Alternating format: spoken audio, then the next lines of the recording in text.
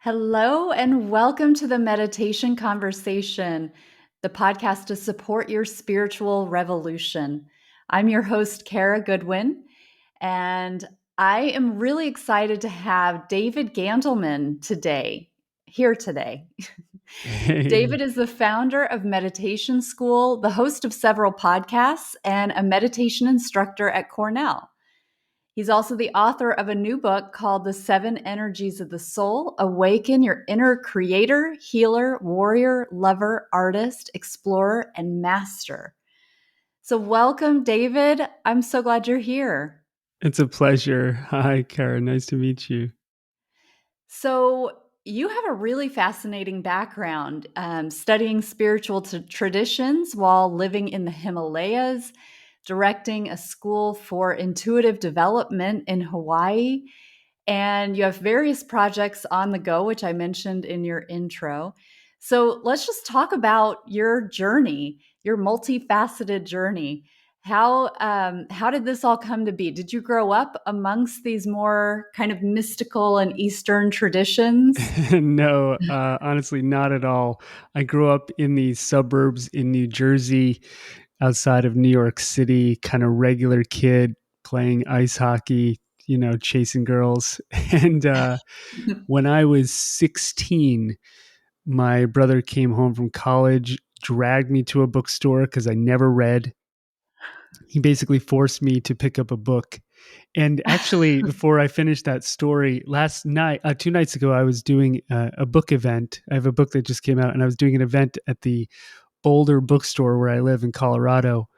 And it was the first time it dawned on me. I was looking around and I was going, oh, this is where my spiritual journey started, in a bookstore Oh, like wow. this. Yeah. So my brother, 20 years ago, dragged me to a bookstore, and I picked up The Power of Now, which most people have heard of, Mm, Eckhart Tolle. Eckhart Tolle, yeah. And, it was just random. He said, take any book in the bookstore. And I just picked it up. And when I got home, I read a few pages, and it was like a light bulb in me went off. Mm, Something really shifted. I I don't recall exactly what I read, but it was something along the lines of, most of the time we spend our mental energy in the future, projecting in the future, or being pulled back, dragged into the past, and we're rarely mhm, in this moment. And when I read that, for whatever reason, something in me just clicked and shifted, and I had what some folks might call a deep spiritual awakening. And from that moment on, I started meditating a lot and reading a lot. I tore through hundreds of books on meditation and spirituality and growth, everything and anything I could find.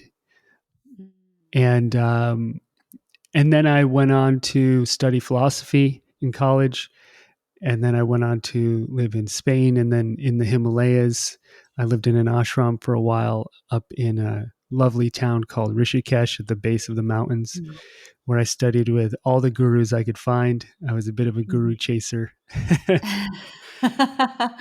So I started by reading meditation books, then I went into the Western philosophical content, and then I went into the Eastern side Mm, of stuff.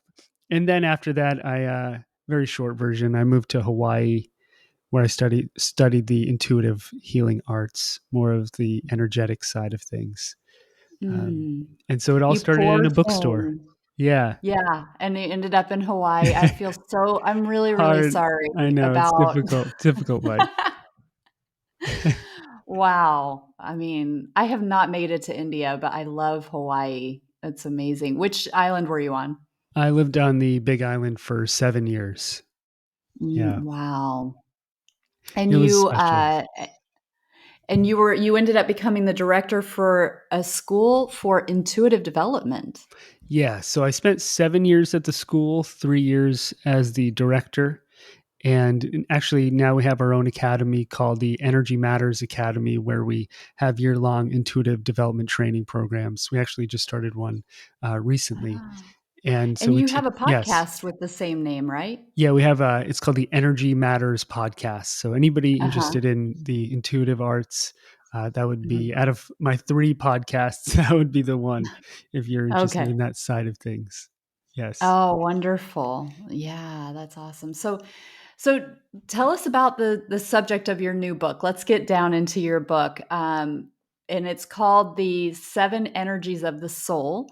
Yes. And so tell us what are the seven energies of the soul? Sure, I could just briefly walk through them. So we have the creator, the healer, the warrior, the lover, the artist, the explorer, and the master. And Okay. so I I can go into each one a little bit if you like. And before I do, what I would preface by saying is, for me, when I wrote the book, and the thesis of the book is that we're not just one of these energies; that we're all of them. And Mm, in each energy, we can find purpose, and we could also sometimes, occasionally, find deficiency and or excess. So we could be an excessive lover. Maybe as an excessive lover, we have no boundaries. We're always giving love, never receiving it. Maybe we could be a deficient lover. Our hearts are closed. We're not open to giving or receiving love. Maybe we're mhm, stuck in the heart space. Um, Maybe we could be an excessive creator where we're workaholics, always mhm, creating and never putting our projects down. Or maybe we could be deficient creators where we never start anything because we're afraid that we're going to fail, right? And so in yeah. each of these energies, we can kind of overdo it or inflate, or we can maybe shrink away and deflate. And I think that a healthy, happy life is when we find balance in every single area and find Mhm, fulfillment. So that's where the kind of thesis of the book comes from. And so in it, I walk everybody through each energy, what the deficiencies and excesses look like, and then some exercises to find balance and potential in each one.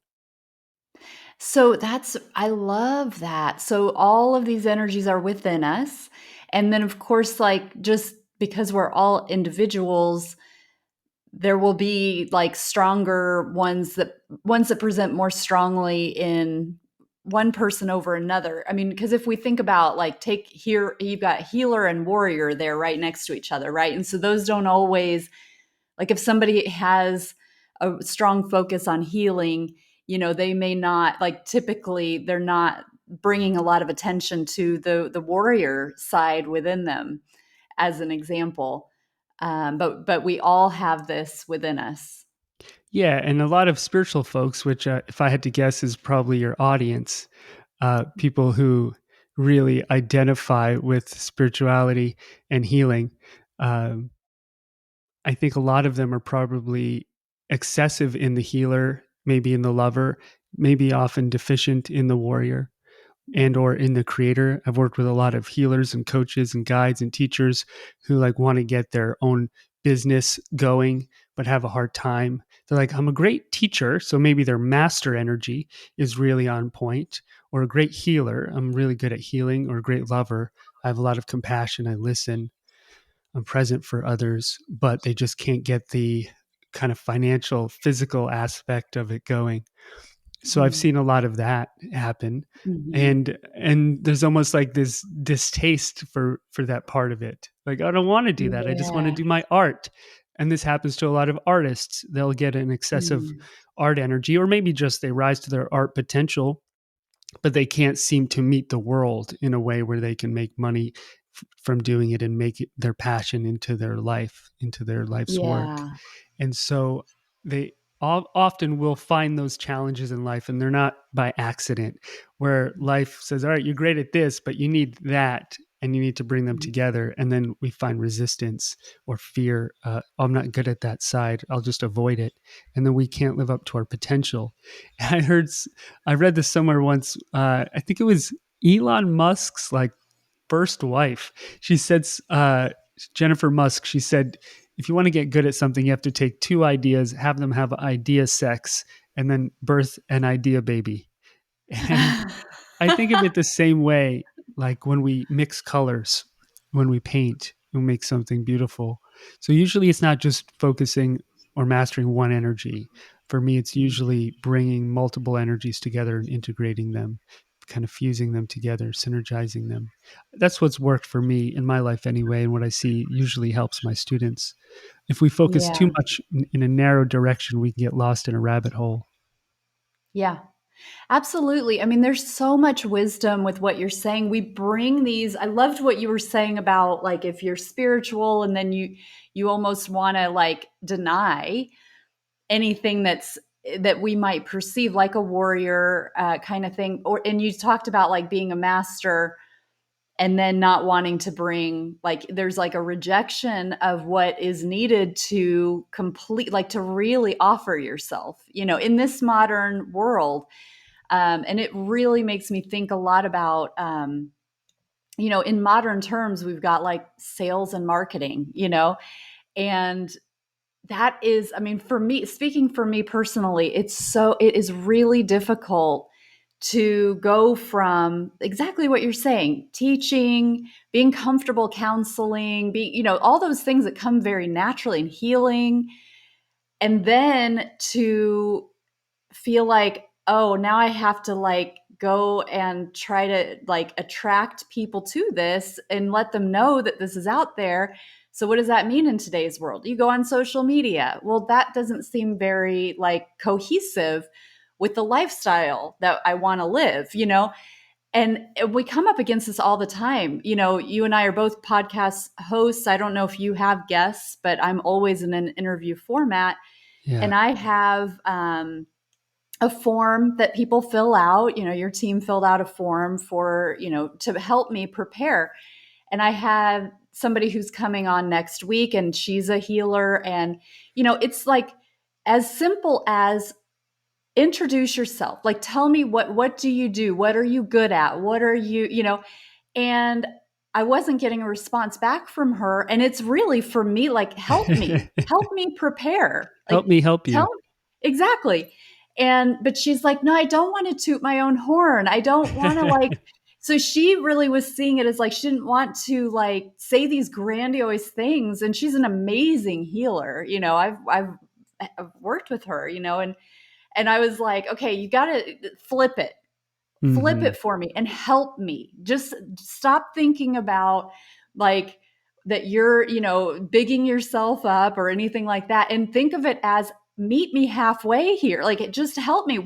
How should I present you, Yes.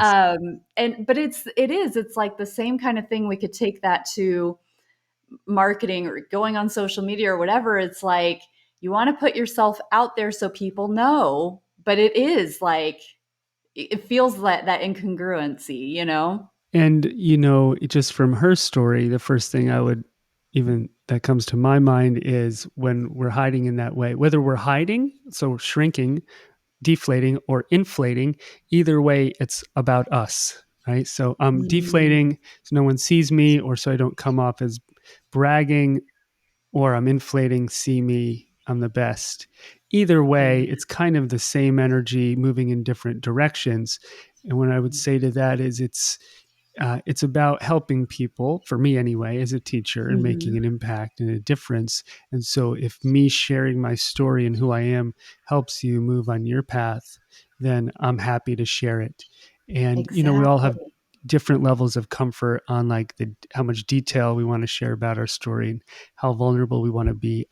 I don't think there's a right way to do it. I think it all depends on our personalities. But I've seen teachers really hide who they are, and I've interviewed countless teachers and healers and writers, and I'm on an app, Insight Timer, where there's like I think there's like 12,000 teachers, and then Mm, millions of users, and I'll see it over and over again where the teachers hide. They hide behind a very calm, voice that's always the same, or they yeah. hide behind a really nice headshot, but they never really share themselves, for fear of either deflating or inflating, whatever it might be. And so, as a teacher, I think we have an obligation to share what we're here to share to help other people and get out of our own way. And Yeah, and obviously, get I'm out of the working on that comfort zone. too. Always, yeah. Yeah. Podcasting really helps practice sharing. Yeah. Right, right. And it's such a thing of like continuing to expand, right? And if we're going to expand, it's going outside of our comfort zone. And that is the only way. Like anytime, whether it is to do with putting yourself out there or learning something new or, exploring like, well, okay, I've been very afraid of like a warrior, for instance. I really don't want to engage with something that seems combative, or, because that's kind of what comes to mind sometimes with a warrior. Yeah, Um, but it's like, okay, if we do really want to expand, if we really do want to grow and come into the fullest essence of who we are, we're going to be uncomfortable. Like we've got that, there are going to be growing pains, you know. absolutely. So I have a development team that's redesigning we have a app called Meditation School, and they're actually in Ukraine. They're Ukrainian. They're in the middle of designing a meditation app with rifles at their desks and Oh my sometimes hiding in gosh. bomb Wow. shelters. Oh, And wow. they're male, so a lot of them, so they're not allowed to leave the country, and they want to fight, and so they don't have a choice around being a warrior or Mm, not. They have to be a warrior, and that's part of the warrior energy is sometimes an obligation, a stepping into courage, of facing death, maybe of mhm. having structure, of putting in effort. These are all on the human level energies that we need. I remember teaching it might have been like a business class once for people in wellness. And one woman came up to me and said, "You keep talking about putting all this effort into stuff. My guru told me you should put no effort in." And I said, "That's great. No effort, no money. Good luck Yeah. with your business." That works at a certain level when you reach a certain level of mastery, and it works when it comes to the internal world of meditating. But if you don't make anything, which takes effort, how are you going to create anything? And how are you going to share anything? And so she was just sitting in this intellectual space in her head, going, "My guru told me not to make effort, so I won't do anything." I once, when I lived in the Himalayas, I used to go see this guru. Everyone would, bow at his feet. And I had a friend who was like, I'll keep it vague, but he had been in the special forces for a country in Europe, very well trained soldier. And now he was a disciple of this guy. And I remember him having to ask if he was allowed to start a business so he can make enough money to stay in India. And I was like, "You are an effing warrior. And now you're begging another human being, asking if you can make enough money to eat." Wow. And I was like, "You didn't have to give up, from my perspective, your warrior or your Mhm. creator to open up your lover and your master energy." So I think sometimes we get into this, I'll sacrifice one thing for another, or I have to give this up to find that. And maybe that's not always true. We could be spiritual warriors, or as Mhm. Dan Millman put it, right, the peaceful warrior, if that's our path. Mhm. Oh, that's an amazing book. Yeah. Yeah, it is. Yeah. I mean, this is really, really beautiful and complete, and it honors the individual journey, which when you start talking about people asking permission of a guru, that gets lost in that. And that is something that I think that we want to be aware of, that if we are completely handing ourselves over and giving ourselves to, where there's one way to be, this is the way, this is the direction, this is the only way. For me, that is like red flags all over the place. It's like we Exactly. are Yeah. individuals. Are here with individual gifts, individual expressions, and we all have a lot of work to do to get that balance. But this is what you're talking about. It's like that we are dynamic, multifaceted, multidimensional beings who have all of this within us, and it's not just about nurturing one part of it. That's not a complete experience.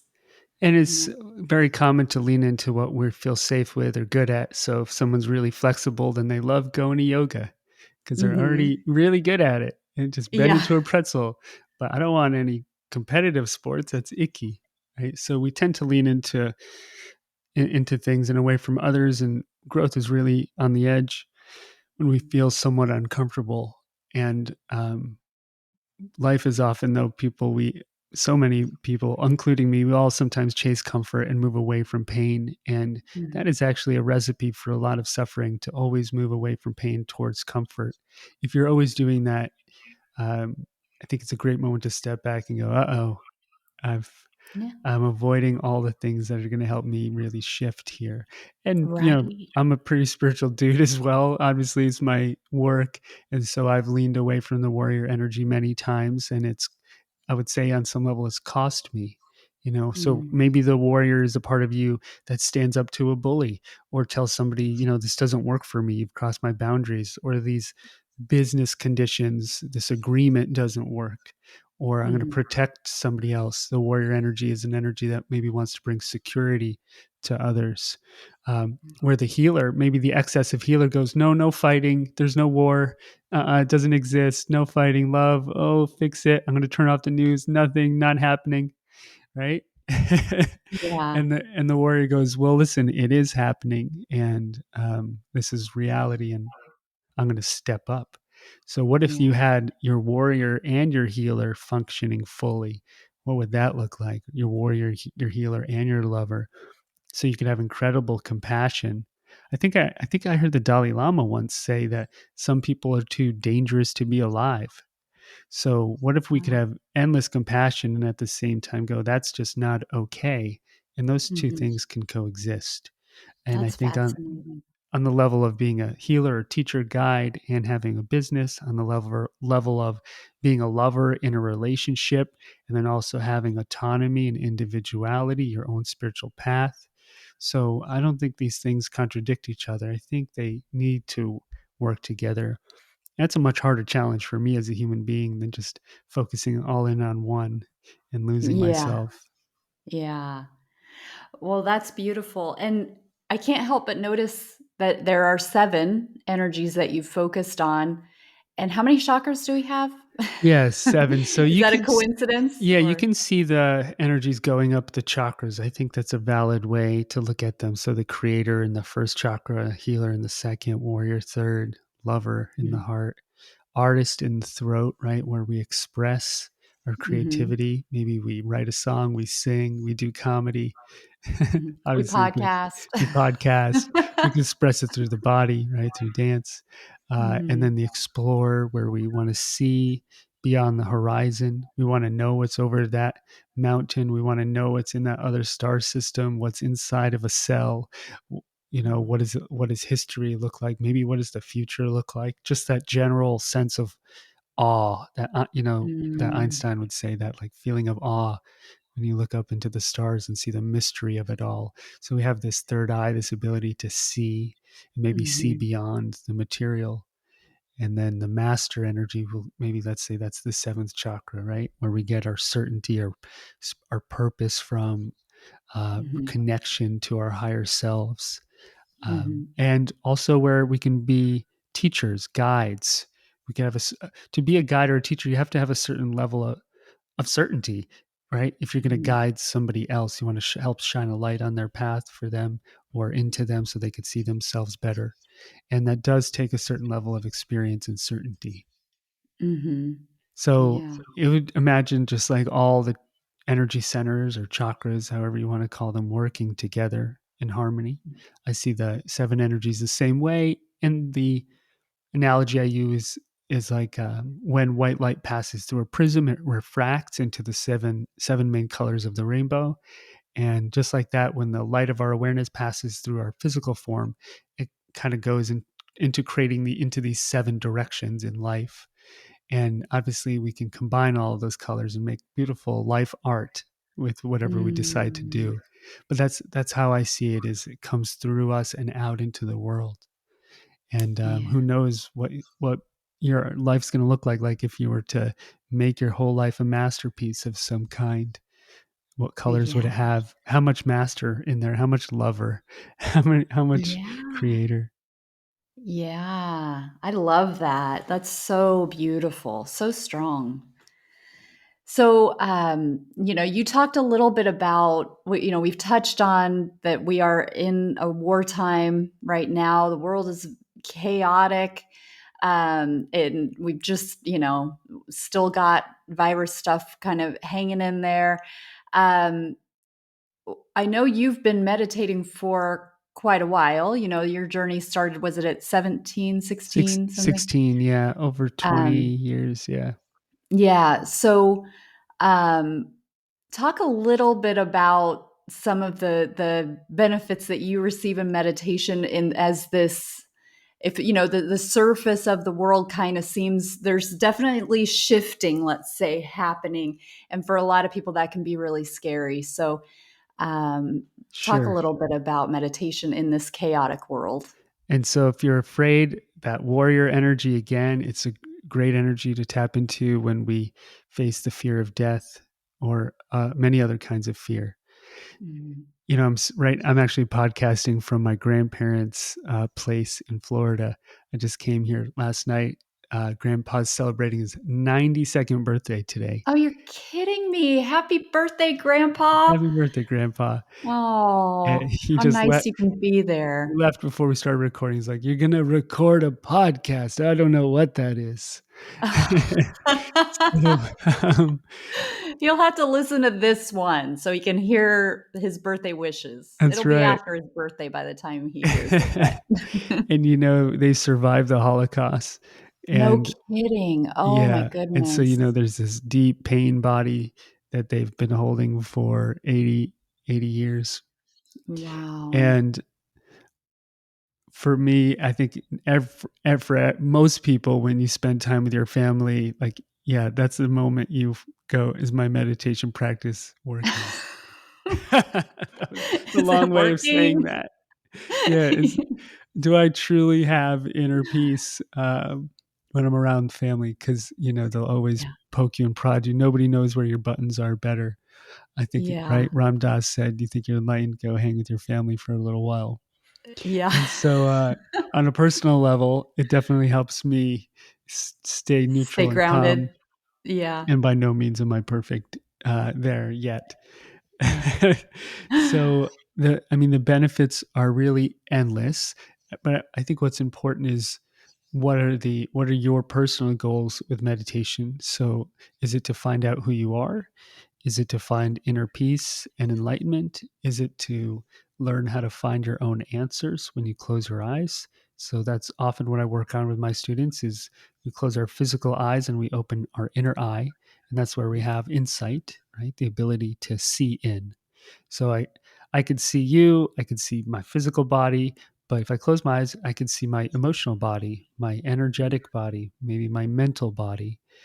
I could see thought forms. I could see images from the past. I can create images that I want to make physically in the world at some point, manifest into the world.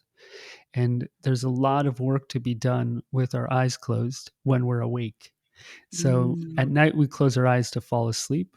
And in meditation, we close our eyes to wake up, which can feel very counterintuitive at first for a beginner who's meditating and they just they fall asleep every time they go to meditate because their body is used to that when they close their eyes. Mhm. And also, Yeah. for me, meditation is the bridge between the conscious and the unconscious.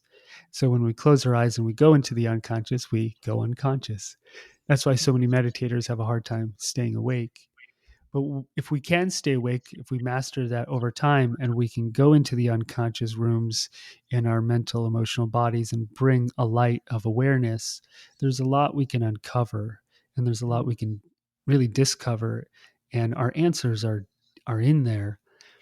And I always tell my students that our answers are, I don't think they're just like sitting there under a cupboard. Some of them might be, you dust them off. Oh, there's my answer. Others, I think, develop the way like when a flower blossoms and then there's like this beautiful fragrance and these colors on the petals. I think in the same way, when we develop as beings, our answers blossom. So when somebody comes to me and they have like some deep question about relationship or career or creativity or whatever life path, purpose, I always tell them, well, maybe that's step 10 and let's find out what step you're actually at. If you're on step 1 or 2, it's not time for the ultimate answer yet. You might have a bunch of layers of energy to work through. And then when you Mm, work through those layers of energy, almost paradoxically, like you find your answer and it also is just created and flowers. mm, To me, it's a bit of both, or maybe it depends on the situation. But our answers are, I tell my students, our answers are born out of our energy. So if you're kind of a jerkhead sitting in a bunch of negativity, everything you see in the world is going to reflect that. Everyone else is going to be a jerk. They're doing it to you. The world's unfair. It's a violent place. It's horrible. Why bother? Right. mhm, So those are going to be your answers. They're going to be born out of your energy, the way you see the world, and vice versa. So I think if we heal and shift our energy, we're going to have some beautiful answers that are born, and they're going to reflect our outer state. As we all know, will reflect our inner state. Our outer mhm. circumstances, maybe is more a better way to put it, will reflect our inner energy. And the proof is always in the pudding. It's always in the pudding. So Mhm. I don't care how brilliant someone is, or what their spiritual ideas are, or how many books they've read.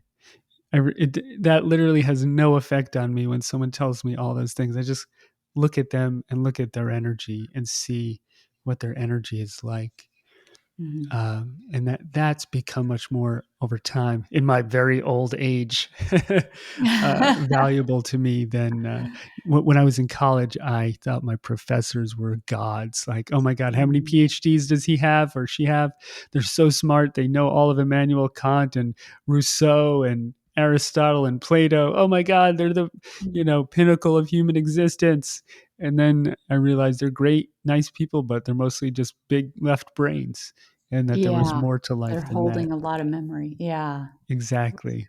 So for me these days, the quality of somebody's energy is always what I look for. Yeah, beautiful. Well, this has been really, really beautiful connecting with you. As we wrap up here, how can people find out more about you and connect with your work? Sure. Probably the best way to find me would be just to go to meditationschool.us, or download the Meditation School app. Or Mhm, you could find me on Spotify, or on the Insight Timer app, which is mhm. a place a lot of meditators go to.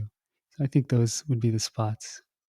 Okay, beautiful. And again, your new book is The 7 Energies of the Soul: Awaken Your Inner Creator, Healer, Warrior, Lover, Artist, Explorer, and Master. And so I will have all kinds of fun details in the show notes for how, your website and so forth, and the book. And so thank you so much for being here. It's really been a joy to connect with you. It's been my pleasure. Thank you so much for having me.